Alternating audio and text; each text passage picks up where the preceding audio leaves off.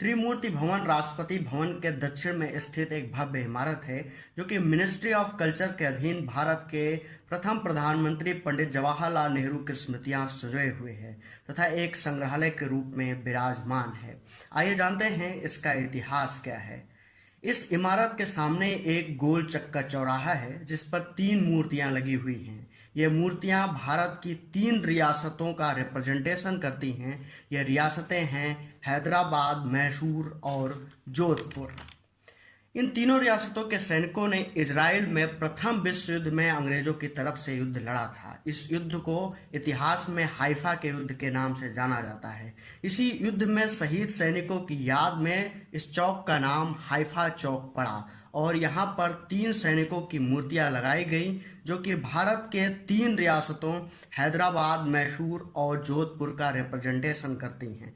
1912 में जब दिल्ली देश की राजधानी बनी तो ब्रिटेन के मशहूर वास्तुकारों को दिल्ली की भव्य संरचनाओं को सजाने का काम सौंपा गया। इनमें Edwin Landseer Lutyens, Herbert Baker, William Morris और रॉबर्ट टॉर रसल जैसे वास्तुकार प्रमुख थे।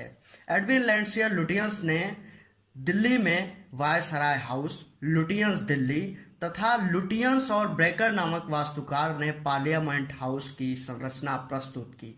रॉबर्ट टॉर रसल नामक वास्तुकार ने उसी त्रिमूर्ति वाले हाइफा चौराहे के सामने 30 एकड़ में एक भव्य इमारत बनवाई जो कि 1930 में बनकर तैयार हुई। इस इमारत को ब्रिटिश इंडियन आर्मी के चीफ का निवास स्थान बनाया गया जिसे तब फ्लैग स्टाफ हाउस कहा जाता था, जहां पर ब्रिटिश इंडियन आर्मी के चीफ कमांडर रहते थे।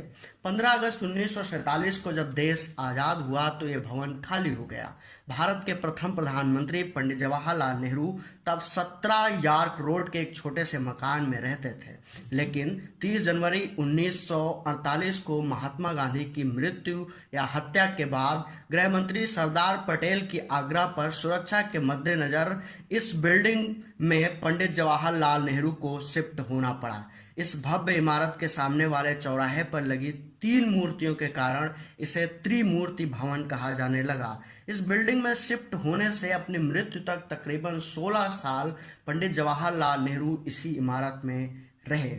17 मई 1964 को जब पंडित जवाहरलाल नेहरू की मृत्यु हुई तब इसे राष्ट्रीय संग्रहालय बना दिया गया। तो ये रहा त्रिमूर्ति भवन का इतिहास।